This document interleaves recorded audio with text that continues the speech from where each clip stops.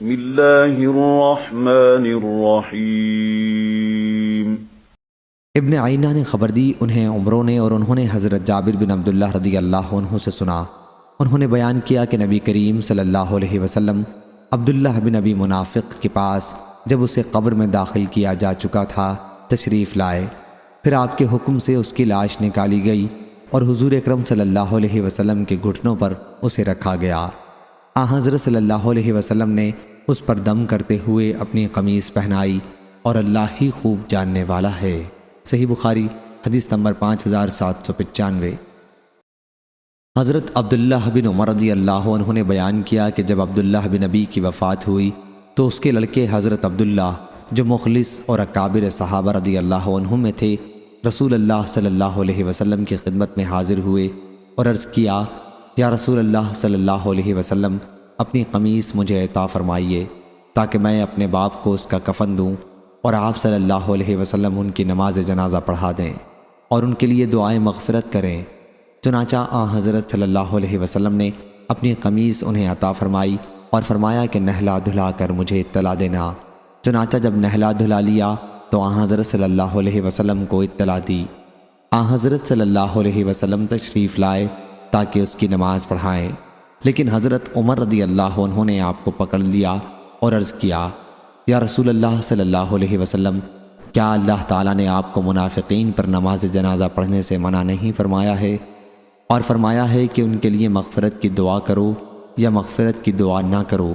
اگر تم 70 مرتبہ بھی ان کے لیے مغفرت کی دعا کرو گے تب بھی اللہ انہیں ہرگز نہیں بخشے گا۔ پھر یہ آیت نازل ہوئی، اور ان میں سے کسی پر بھی جو مر گیا ہو ہرگز نماز نہ پڑھیے۔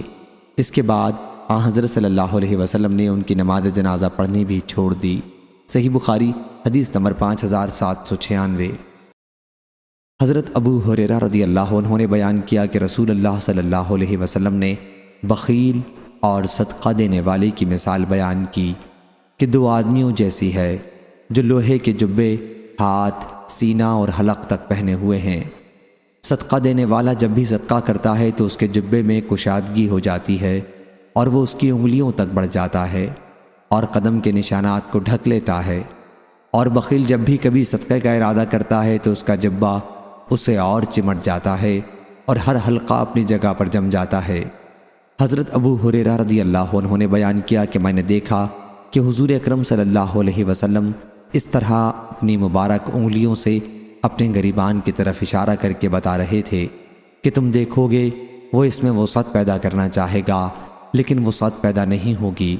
اس کی مطابقت ابن طاؤس نے اپنے والد سے کی ہے اور ابو زناد نے اعرج سے کی، 2 جبوں کے ذکر کے ساتھ، اور حنظلہ نے بیان کیا کہ میں نے طاؤس سے سنا، انہوں نے حضرت ابو ہریرہ رضی اللہ عنہ سے سنا، انہوں نے کہا جبتان، اور جعفر نے اعرج کے واسطے سے جنتان کا لفظ بیان کیا ہے۔ صحیح بخاری حدیث نمبر 5797۔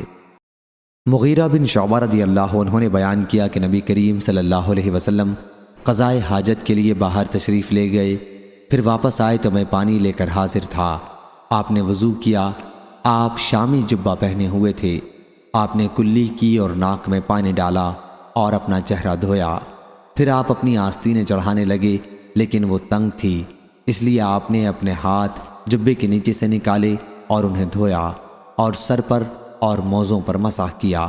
صحیح بخاری حدیث نمبر 5798۔ مغیرہ رضی اللہ عنہ نے بیان کیا کہ میں ایک رات سفر میں نبی کریم صلی اللہ علیہ وسلم کے ساتھ تھا۔ آپ نے دریافت فرمایا، تمہارے پاس پانی ہے؟ میں نے عرض کیا کہ جی ہاں۔ حضرت صلی اللہ علیہ وسلم اپنی سواری سے اترے اور چلتے رہے یہاں تک کہ رات کی تاریکی میں آپ چھپ گئے، پھر واپس تشریف لائے تو میں نے برتن کا پانی آپ کو استعمال کرایا۔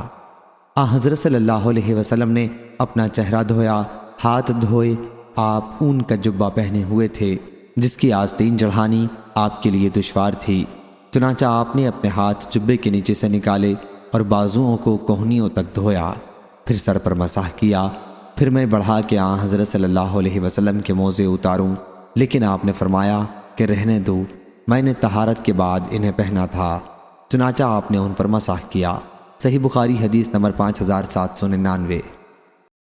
مسعود بن مخرمہ رضی اللہ عنہ نے بیان کیا کہ رسول اللہ صلی اللہ علیہ وسلم نے چند قبائیں تقسیم کیں اور حضرت مخرمہ رضی اللہ عنہ کو کچھ نہیں دیا، تو حضرت مخرمہ رضی اللہ عنہ نے کہا، بیٹے ہمیں رسول اللہ صلی اللہ علیہ وسلم کے پاس لے چلو۔ چنانچہ میں اپنے والد کو ساتھ لے کر چلا۔ انہوں نے مجھ سے کہا کہ اندر آ جاؤ اور آن حضرت صلی اللہ علیہ وسلم سے میرا ذکر کر دو۔ میں نے آن حضرت صلی اللہ علیہ وسلم سے حضرت مخرمہ رضی اللہ عنہ کا ذکر کیا تو آپ باہر تشریف لائے۔ آن حضرت صلی اللہ علیہ وسلم انہی قباؤں میں سے ایک قبا لیے ہوئے تھے۔ آپ نے فرمایا کہ یہ میں نے تمہارے ہی لیے رکھ چھوڑی تھی۔ مسعود نے بیان کیا کہ مخرمہ رضی اللہ عنہ نے آن حضرت صلی اللہ علیہ وسلم کی طرف دیکھا تو آن حضرت صلی اللہ علیہ وسلم نے فرمایا کہ مخرمہ خوش ہو گئے۔ صحیح بخاری حدیث نمبر 5800۔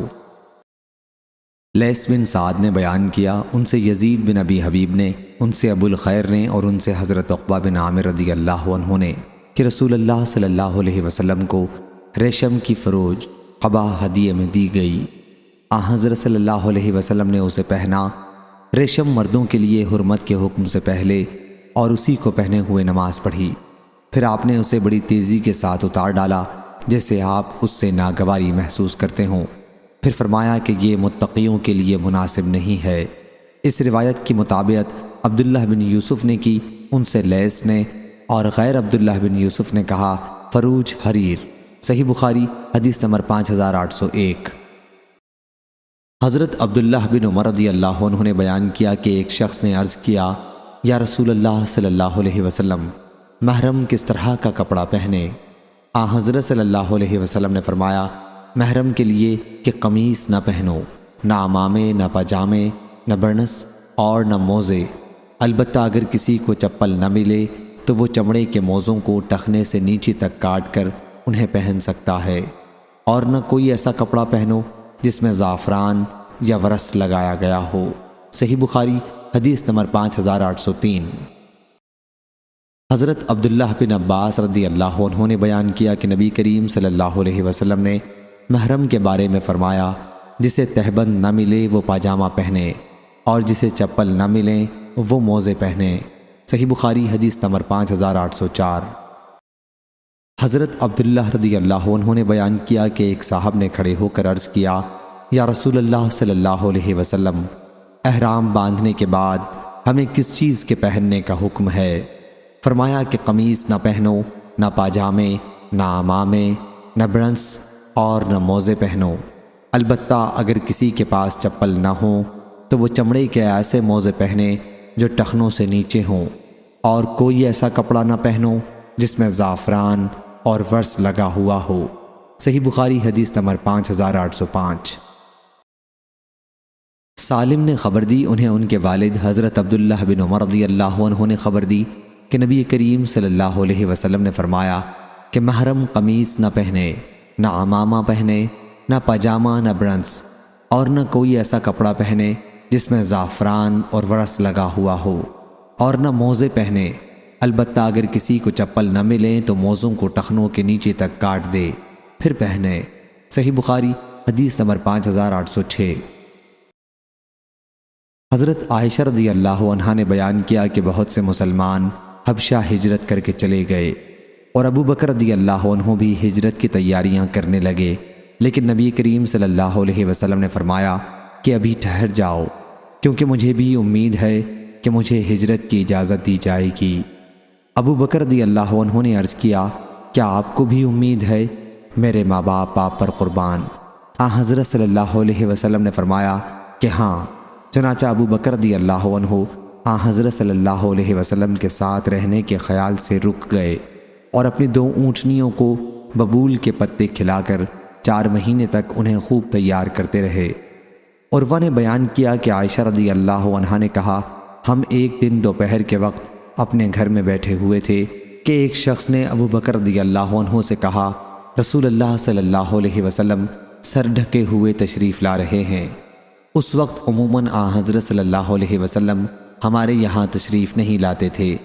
ابو بکر رضی اللہ عنہ نے کہا، میرے ماں باپ حضور صلی اللہ علیہ وسلم پر قربان ہوں، حضور صلی اللہ علیہ وسلم ایسے وقت کسی وجہ ہی سے تشریف لا سکتے ہیں۔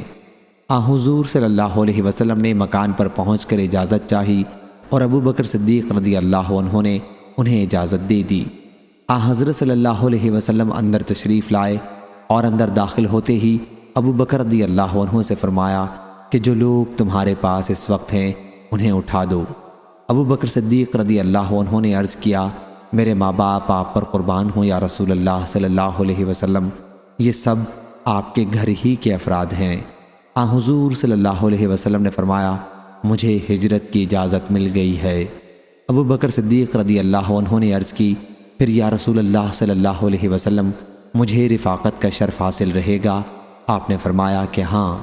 عرض کی یا رسول اللہ صلی اللہ علیہ وسلم میرے ماں باپ آپ پر قربان ہوں، ان 2 اونٹنیوں میں سے ایک آپ لے لیں۔ حضرت صلی اللہ علیہ وسلم نے فرمایا لیکن قیمت سے۔ عائشہ رضی اللہ عنہا نے بیان کیا کہ پھر ہم نے بہت جلدی سامان سفر تیار کیا اور سفر کا ناشتہ ایک تھیلے میں رکھا۔ اسماء بنت ابی بکر رضی اللہ عنہا نے اپنے پٹکے کے ایک ٹکڑے سے تھیلے کے منہ کو باندھا، اسی وجہ سے انہیں ذات النطاق پٹکے والی کہنے لگے۔ پھر حضرت صلی اللہ علیہ وسلم اور ابو بکر صدیق رضی اللہ عنہ ثور نامی پہاڑ کی ایک غار میں جا کر چھپ گئے اور 3 دن تک اسی میں ٹھہرے رہے۔ عبداللہ بن ابی بکر رضی اللہ عنہ رات آپ حضرات کے پاس ہی گزارتے تھے۔ وہ نوجوان ذہین اور سمجھدار تھے۔ صبح تڑکے میں وہاں سے چل دیتے تھے اور صبح ہوتے ہوتے مکے کے قریش میں پہنچ جاتے تھے، جیسے رات میں مکے ہی میں رہے ہوں۔ مکہ مکرمہ میں جو بات بھی ان حضرات کے خلاف ہوتی اسے محفوظ رکھتے اور جو ہی رات کا اندھیرا چھا جاتا غار ثور میں ان حضرات کے پاس پہنچ کر تمام تفصیلات کی اطلاع دیتے۔